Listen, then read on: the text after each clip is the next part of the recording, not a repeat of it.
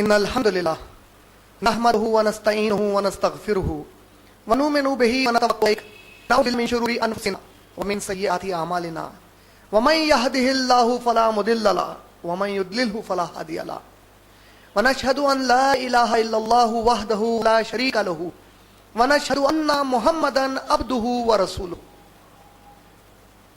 अबाद फ़इन्ना खैरल हदीसी किताबुल्लाह व खैरल हदी हदी मुहम्मदिन सल्लल्लाहु अलैहि वसल्लम व शर्रल उमूरि मुहदसातुहा व कुल्लु मुहदसतिन बिदअ व कुल्लु बिदअतिन ज़लाला व कुल्लु ज़लालतिन फिन्नार अम्मा बाद फ़क़ाल अल्लाहु तआला फ़िल क़ुरआनिल मजीद वल फ़ुरक़ानिल हमीद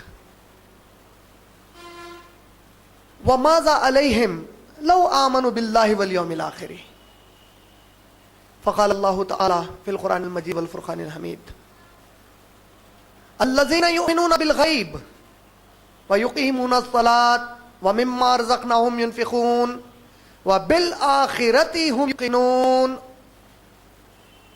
रब्बिश रहली सदरी व यस्सिरली अमरी वहलुल उक़दतम मिन लिसानी यफ़क़हू क़ौली अम्मा बाद respected brother Fahim, the master of conduct of this Sunday's Dars-e-Quran, and all my dear brothers and sisters.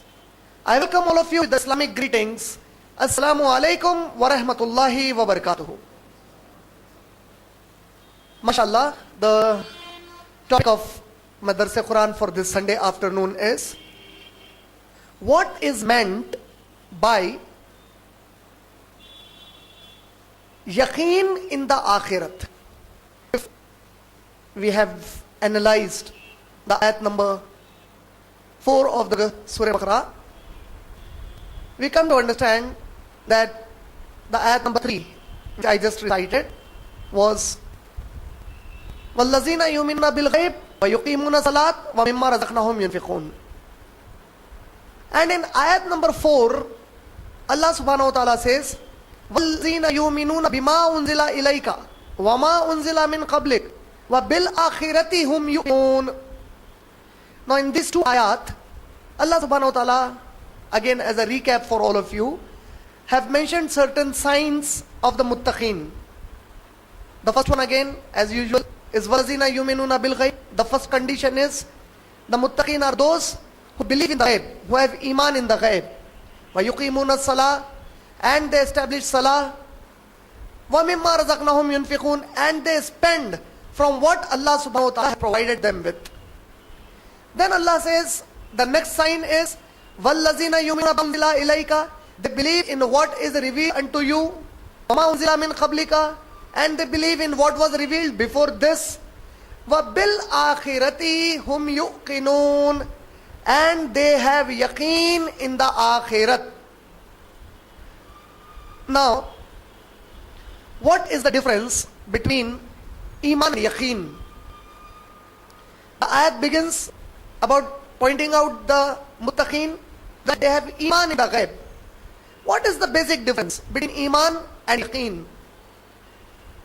If one understands through certain reasonings, we would conclude that iman is something which we just accept to be true without using the senses that Allah subhanahu wa ta'ala has provided us to feel in what we are believing. For example, none of us can feel Allah subhanahu wa ta'ala, but we have iman in Allah subhanahu wa ta'ala. None of us, by any of our 5 senses, can feel Muhammad sallallahu alaihi wasallam or all the other Anbiya alayhi salatu wassalam, but we have iman that they were the prophets of Allah who historically existed and they have passed away. We cannot feel Isa alayhi salam, but we have iman that Isa alayhi salam lived before Prophet Muhammad sallallahu alaihi wasallam about 570 years before Prophet Muhammad sallallahu alaihi wasallam, and he is still alive, he is still living, but his condition we do not know. This is our iman. Our iman is in the malaika. The malaika we cannot see, we cannot hear, we cannot perceive them by our 5 senses, but yet we believe there are malaika. In the books of Allah subhanahu wa ta'ala, when they were revealed, we were not there when Allah revealed Torah, Zubur or Injil, neither were we there when Allah subhanahu wa ta'ala revealed the glorious Quran to Muhammad sallallahu alaihi wasallam. But we have iman in it, meaning these are the things which we cannot perceive, but we believe. We believe that they are true. Now, apart from the Islamic perspective, iman is your belief or your belief. You believe that there are several planets. Have you seen them? No. Have you heard them in the universe? No. Have you perceived them by your senses? No. It is some imaginary picture shown to you. Might be. But you believe, you say yes. You believe that this planet Earth, that the globe that we see, is exactly like the map that is shown to us. But have we gone into the space to look at the planet Earth? We have never. But we believe. We believe that there are several galaxies. We believe that the astronomical science is talking about more than 200 billion stars in our Milky Way. We are just believing it without our five senses perceiving them. Now, if somebody counters you, what is your proof to believe in all these things? You are believing in the planets. So you just say that, you see, the science has advanced. So somebody can argue and say, you see, these pictures might not be of the planets. There might be many other things in the space outside. Somebody is fooling you saying these are the only planets there. How do you believe now? But you say, see, this is not possible. There cannot be such a big blunder. There cannot be such a big lie spoken by the astronomical scientists. Meaning, sometimes you have to agree to certain things even if you do not have perfect evidences with you. You don't have an evidence. There is no perfect evidence with you, except the evidence that you talk of is the evidence that scientific community claims to you. Have you examined those evidences? No.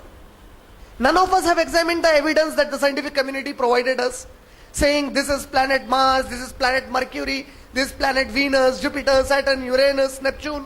None of us have examined it. But we believe in the entire solar system. Moreover, more closer to ourselves, we believe in our parents to be mother and father.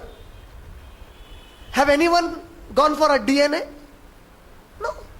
They said we are your parents and we believed it. We trusted them. We said, yes, you are our mother, you are my father. So this belief is iman.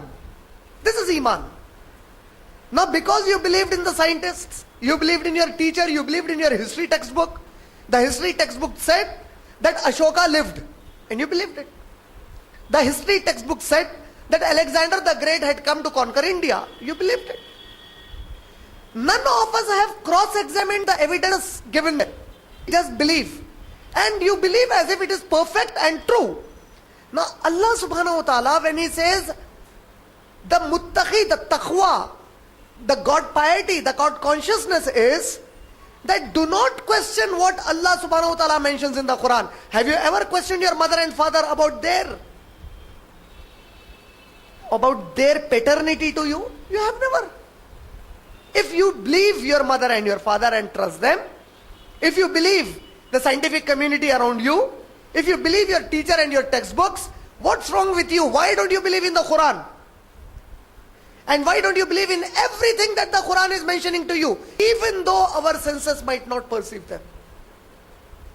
Our senses cannot perceive Allah subhanahu wa ta'ala. With your eyes, you can't see Allah. With your ears, you cannot hear the kalam of Allah subhanahu wa ta'ala. With your nose, you cannot smell Allah subhanahu wa ta'ala. With your hands and your feet, you cannot perceive Allah subhanahu wa ta'ala. You cannot feel Allah subhanahu wa ta'ala. But Allah is saying that this is nothing unnatural to believe in the ghaib. Believing in the ghaib is so common amongst you. You believe in so many things which are actually ghaib for you. Except that some evidences have been produced to you which you never cross-examined yourself. But you believe. So now believe in the Quran. And to believe in the Quran, there are many ways to agree, yes, that this Quran is a revelation of Allah subhanahu wa ta'ala. Now there are many hundred ways. That inshallah in detail we will be talking in future also, and we have already spoken about them.